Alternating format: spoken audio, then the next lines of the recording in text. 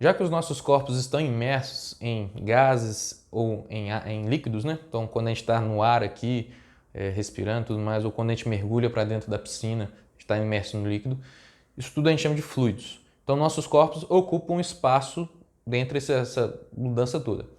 No espaço mesmo, fora da Terra, não tem fluido, não tem ar. Então, lá a gente ocupa o nosso próprio espaço.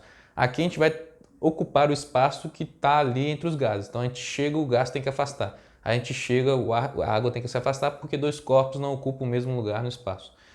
Só que há um combate nisso aí, porque ninguém, quando você está num ônibus lotado, ninguém vai deixar você passar de boa, de graça, entre as pessoas, no corredor da fila do ônibus. Então você sempre tem uma briga ali, ou seja, você sempre está se encostando, sempre está exercendo força ali. Então, pegando nessa ideia no ar que a gente está em volta, se eu chego aqui, ó, cheguei, significa que o ar teve que se afastar de mim, só que ele não se afasta de graça. Eu empurrei ele para ele se afastar. A gente não sente essa coisa assim, porque a gente já está imerso na parada. Mesma coisa na piscina, a gente está indo no mesmo nível, a gente não sente, apesar que a resistência é muito maior. O ar tem essa ideia. Você não tem muita noção, mas na verdade o ar que você ocupa aqui, ele faz uma força enorme sobre você. Uma força proporcional aí a um elefante em cima de você. Porque a gente já está acostumado assim, porque a natureza já foi feita desse jeito, já se adaptou a isso. Mas se você vai em outro planeta, você vai sentir muito que se não tem ar, seu corpo vai ficar assim, que isso, tá alguma coisa estranha, porque ele está sempre pressionado. Essa pressão de estar sempre pressionado pelo ar, pela atmosfera, a gente vai chamar de pressão atmosférica.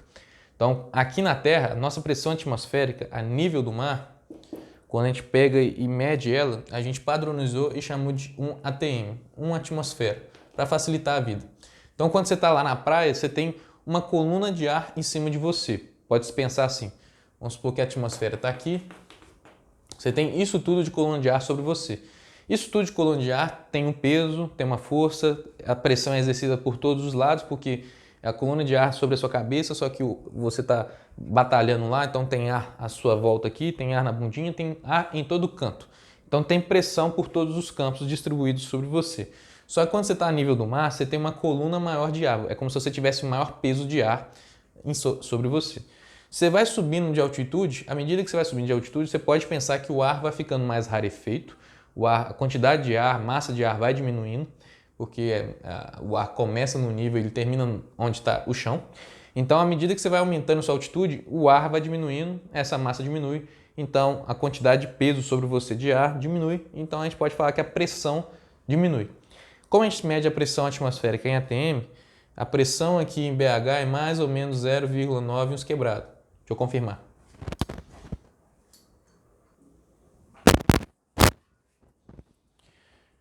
Bom, em BH aqui, a pressão atmosférica é de 0,9 atm mesmo, porque estamos a uma altitude de 850 metros. Vai subir nessa altitude, o ar vai ficando mais rarefeito. Em La Paz, por exemplo, que são a 3.700 acima do nível do mar, a pressão já cai para 0,65 atm. E no ponto mais alto que a gente tem, que é do Everest, que é 8.800 e tralalau, a pressão é de 240 milímetros de mercúrio. Isso aqui é uma outra forma, uma outra unidade de pressão também.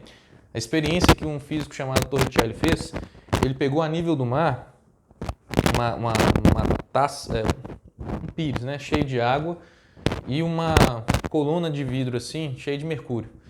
E colocou lá e viu, e assim, eu vou explicar, gente, eu não quero que vocês façam não. E mediu essa pressão em termos de altura do mergulho, porque... chato.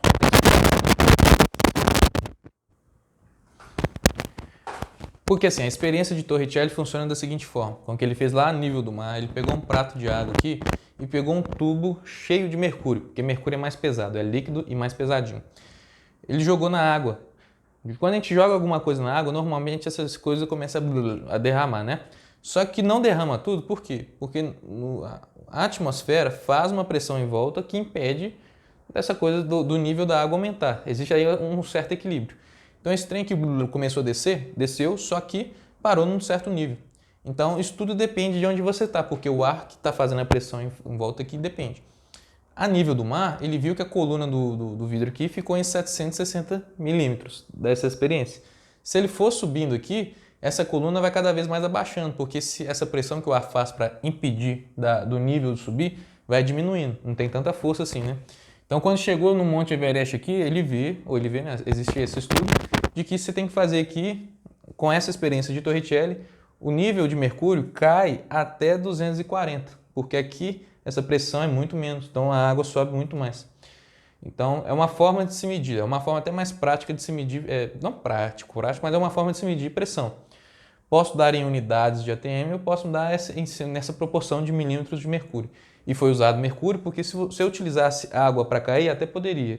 Só que esse tubo tinha que ser muito grande, porque tinha que ser uma água muito pesada.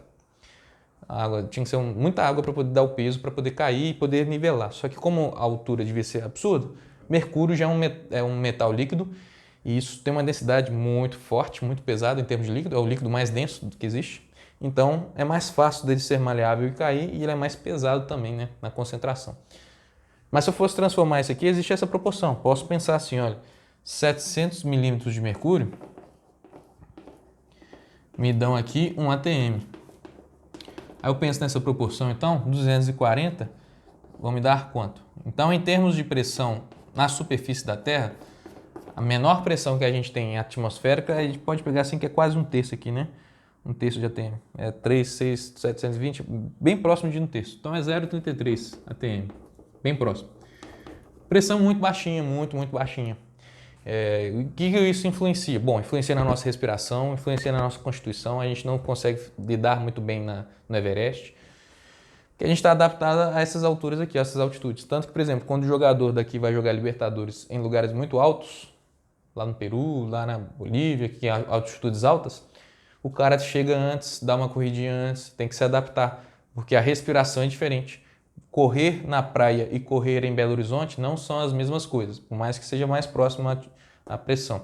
Os treinos são diferentes, tá? Aqui tem muito ar para você, aqui tem pouco ar, então seu corpo tem que se adaptar. O que é melhor, o que é pior, depende do seu tipo de treino, depende da sua adaptação. O melhor é aquilo que você consegue adaptar. Isso também influencia, a pressão atmosférica influencia também no fervimento da água, na ebulição, temperatura de ebulição, que é mais química. Por quê? Quando você vai ferver uma água aqui, você tem o ar querendo te avacalhar, não tem? A pressão da atmosfera do ar querendo te atrapalhar para justamente os gases não subirem. Se você tampa a panela aqui, você aumenta mais ainda essa pressão, porque as moléculas de água do vapor que já estão começando a subir vão querer impedir as outras que estão querendo subir também. Então a pressão já aumenta aqui um pouquinho.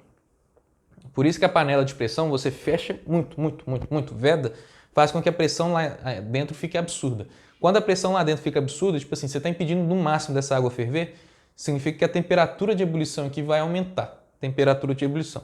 A nível do mar, a gente sabe que a água evolui a 100 graus Celsius na sua marcação. Se você coloca uma tampa de pressão, a pressão vai aumentar. Então a pressão, em vez de ser de 1 atm a nível do mar da panela, a pressão vai ser a mais, tipo 1,4, 1,5, 1,6 atm. Bom, se essa pressão está absurda, a água vai custar subir. Então você consegue aumentar a temperatura dessa água. Então a água começa a ferver aí a mais ou menos 120 graus, 160, 130 graus, por aí. Ou seja, a temperatura aumenta. Isso é bom para cozimento.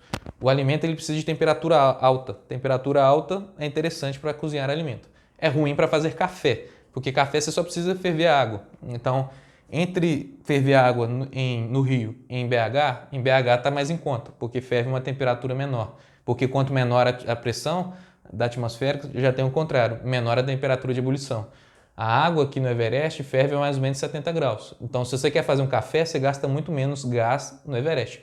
Porém, o seu ovo não cozinha no Everest, porque seu ovo precisa de temperaturas altas. 70 graus não é o suficiente para cozinhar o seu ovo, nessa proporção.